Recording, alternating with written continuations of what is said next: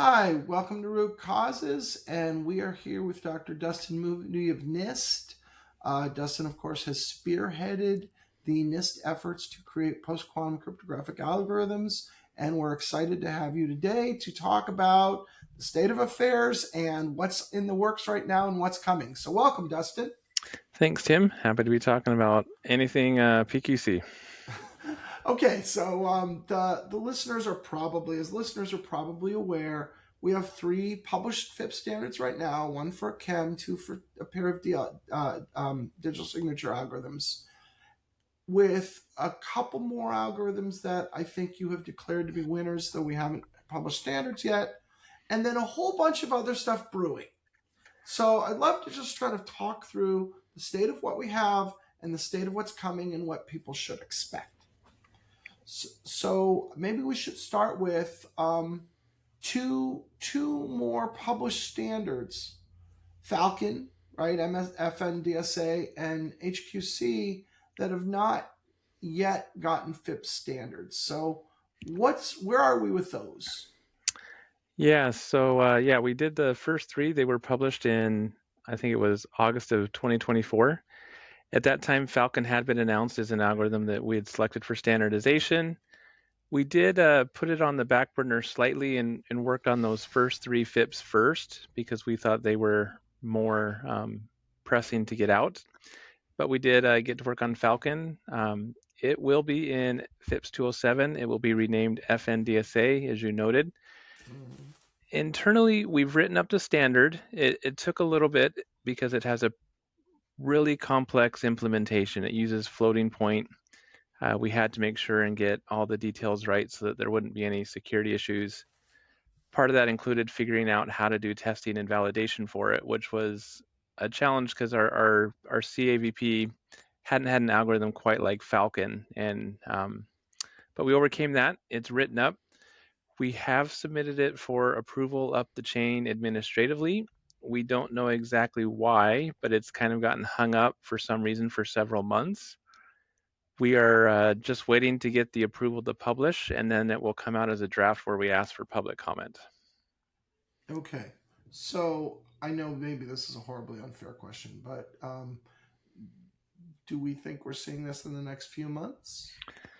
I hope so. We're Okay. trying to do what we can to push for it, but we don't have any control over it. Being a FIPS, it has to be approved of by Commerce, and they haven't told us what they're thinking, so we're Got not it. totally sure. Got it. Now, I know that publicly speaking, there were worries about Falcon insecurity, and you alluded to that. At this point, you and NIST are confident that we don't need to worry about those, that we do have a solid algorithm that can be implemented securely. Yeah, we feel confident. We've worked with the Falcon submission team. I mean, it was reviewed over the process. It is a complex implementation, so many applications it probably isn't going to be the right choice because of needing to implement it safely and securely. But the draft we've written up, if you follow the guidance, yeah, we're happy with it. Got it. Now, what about HQC? So HQC was a chem that had been in the fourth round of evaluation. Initially, all we had selected and standardized was Kyber as ML Chem. We knew that we wanted a second chem that was not based on lattices so that we would have some kind of backup in case there were ever an attack on lattices. That was largely what the fourth round was about. It consisted of only chems. We completed our evaluation in the fourth round, and ultimately we selected HQC based on error correcting codes. I think it was probably back, I want to say about a year and a half ago or so, maybe even 2 years, that we selected it. We are close to completing our internal draft of that, and we will go through some kind of review stages and get it ready for publication. We are hoping to have it out, I'd say September-ish would be the timeline I would guess to have a draft out. It'll be in FIPS 207, and we would be looking for public comments, of course, before it would be finalized. So, the just let me just state it very plainly. This is really to have eggs in other baskets. This is in case something disastrous happens with Lattice, and we need to have another strategy. Is that correct? Yes, if you look at the performance comparison between the two, MLChem beats it pretty much on every front. So I don't know why someone would want HQC as their first choice. If they want to, that's fine. But yeah, we anticipate MLChem being the primary algorithm that people use, and this is around just in case it's needed if there's some sort of advance in cryptanalysis or something. Okay, fair enough. So great. You mentioned round four. Round four, of course, was a continuation of the algorithms that went all the way back to round one and included some other ones. I know classic Maclise was one of them. Is round four still going, or is that it? Nope, round four concluded with the selection Okay. of HQC. We had a few different algorithms in round four. They were all chems. We had psych, which was an isogeny-based scheme. It famously, or if you'd been following the process, it Go was ahead. broken pretty soon after being put into round four. Um, that left us with three code-based schemes. We had Bike and HQC.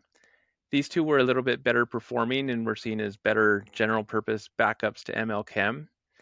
And then we also had Classic McLeese, it's also code based, but it has kind of a different performance profile.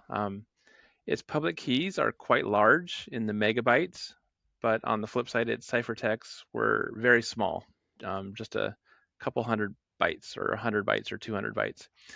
So that made it attractive for some use cases. Mhm. Its security was people felt it had some of the best security because it had been proposed since 1979. So we had this long evaluation period with no successful attacks on it.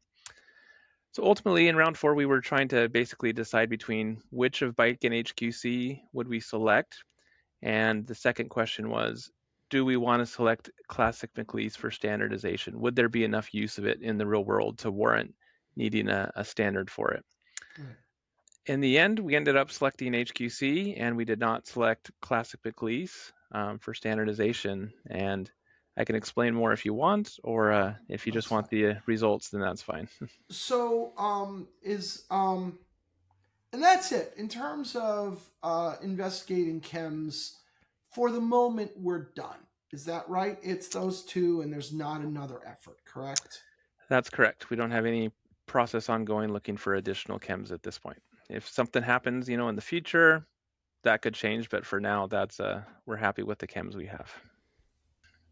Right. Okay, great. But we're not done because there is the on ramp. So tell us about the on ramp. Well, with the fourth round ending, we wanted to make sure that we had plenty to work on still, give ourselves some job security.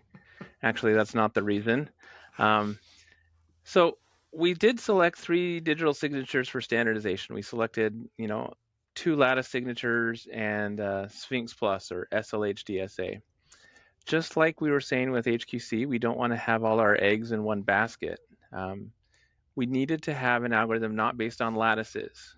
Well, we do have Okay. SLH-DSA, but if you look at its performance, a lot of people would not be happy with it if they really had to use it in their applications. It's a lot bigger and it's a lot slower. So it's good to have there, but we So knew it's there had, better than pen and paper, but it's not great. yeah.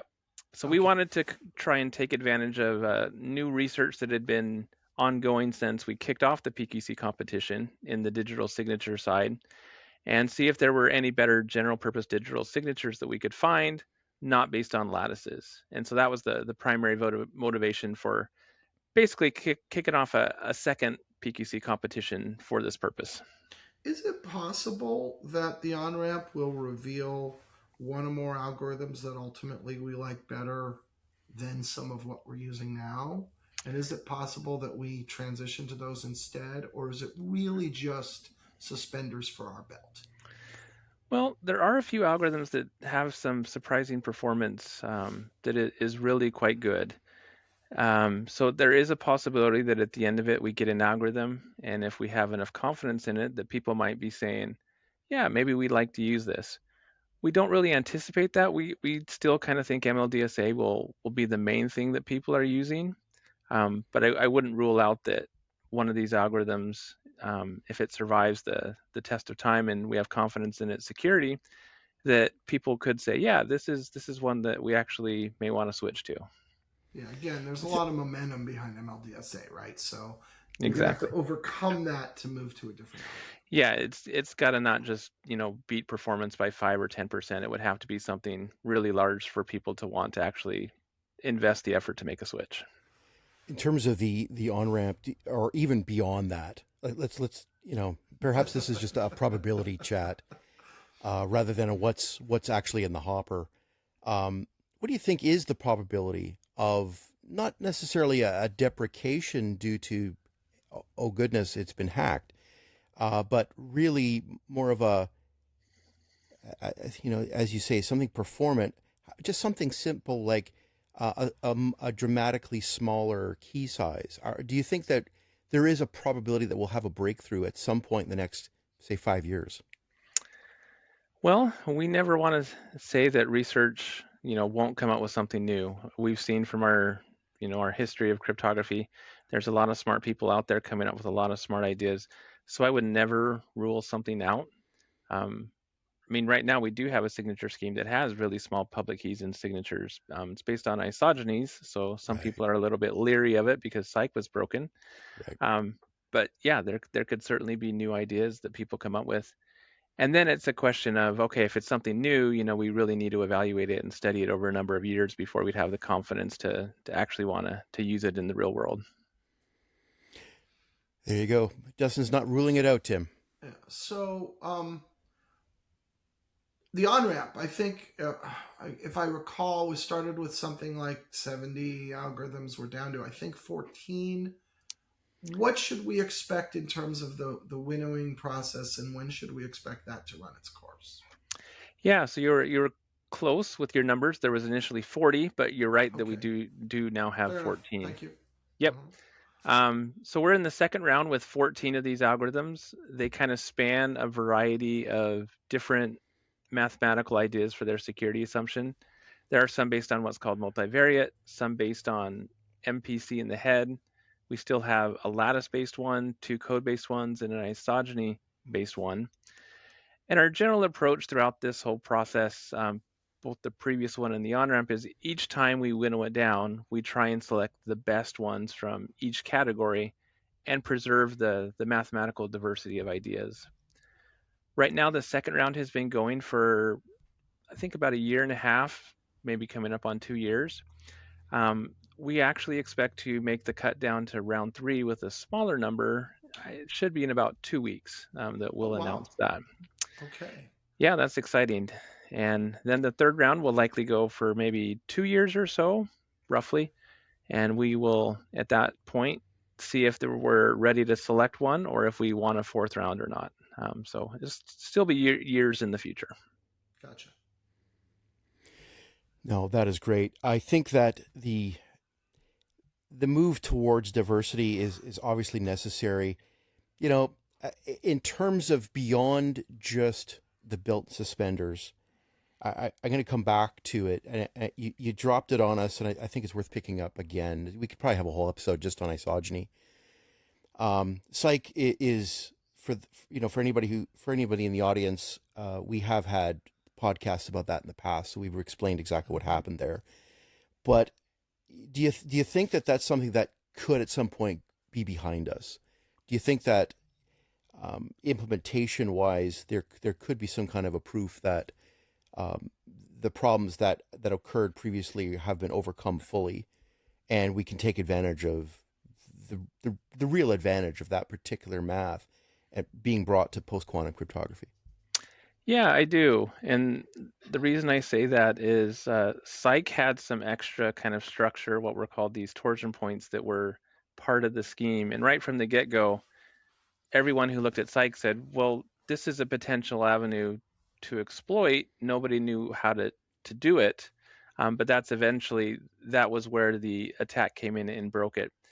Um, the isogeny scheme that's in right now and some other ones, that are out there in the real world, or not in the real world, that are out there in the research world, they don't use that torsion point information. They've reduced to using a little bit more of a conservative assumption. Now people are still a little bit skittish because this was something new in the isogeny world that was discovered that broke something that had been out there for years. So they say, well, maybe there could still be something with these new schemes too. Certainly that's possible, but isogenies is my kind of area of background that I studied in school, and the security assumption is more conservative than it was for psych. It's a more natural assumption. So I do think it is certainly possible that with a few more years, people gain confidence enough to trust isogenies, and then they'd be able to take advantage of the really small key sizes and signature sizes. I mean, there is still another disadvantage to isogenies in that they're just, while they're small, they're very, very slow. So they're like an order or two of magnitude slower than most of their competitors. So that's a trade-off also that has to be considered. At the very top of the podcast, you were talking about Falcon, which is something that's just kind of been talked about for a while, and it's going to be in standard soon. What's its special property in the same kind of way? So Falcon, the reason we selected it is it has key sizes that are decently smaller than MLDSA. MLDSA, I think its signature sizes at category 2 level are a little over 2,000 bytes. Yep. And for Falcon, the smallest signature that we're planning to put in the parameters is 660 bytes. So it's 3 or 4 times smaller than MLDSA. Many applications you'll be able to handle the larger key size with MLDSA, but there's some applications where the signature size needs to be as small as possible. Even Falcon is too big for some applications, especially in comparison to what we've been using. So that's its main draw, is that the small signature size, and that was the smallest one that we still had at the end of the PQC competition process.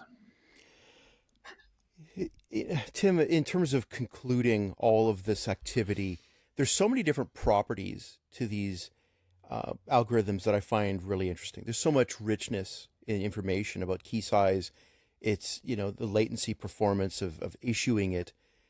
There's also things that we've talked about. We had a little podcast where we talked about HQC specifically as a chem, and how, there had been some chatter about it potentially being leaking information through side channel attack, as an example. And that may or not even be true, because we didn't look at it super carefully, but just reporting on some of the chatter.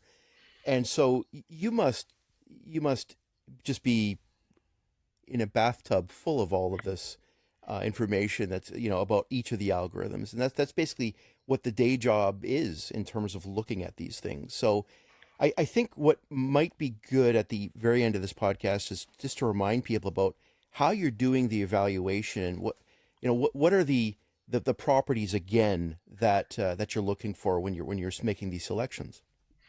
Yeah, and I have to say that bathtub that I'm swimming in, it's a whole lot of fun to be looking at all these different algorithms. It's a very exciting thing.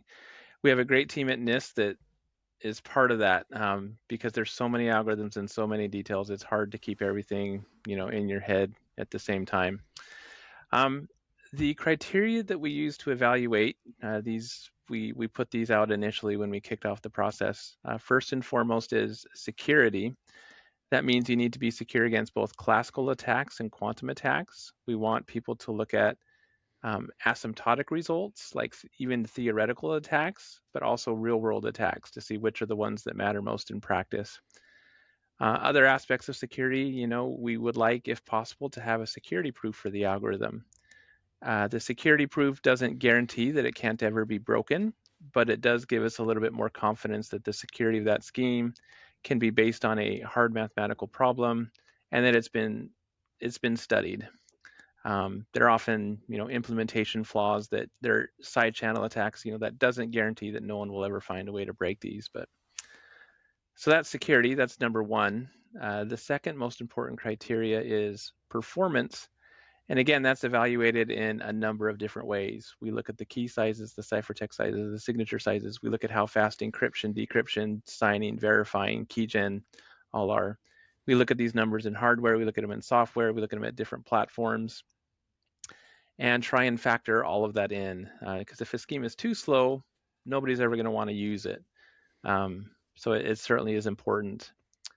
And then the third category, it was just kind of a catch-all where we said specific implementation characteristics. And that involves just anything particular to the algorithm. It might have a nice property that the other ones don't, or it's very easy to protect against side channels, or it's very hard to protect against side channels, or maybe there's some known IP concerns, or just anything like that falls into that third category. So while those are the category, we study this internally at NIST. We evaluate them with our team. We also want the cryptographic community at large to be studying this, because while our team is good, there's only a small number of us. So we post the specifications online, we put the code online, and the cryptographic community has been great at taking a look and trying to do cryptanalysis, implementing them, doing performance benchmarking. So it's really a collaborative process between us and the rest of the world to study and evaluate these schemes. That's perfect. All right. So, Dustin, we very much want to have you back. I think there's more to discuss, and I hope that we see you again soon. Thank you very much. Happy to continue the conversation at a future point.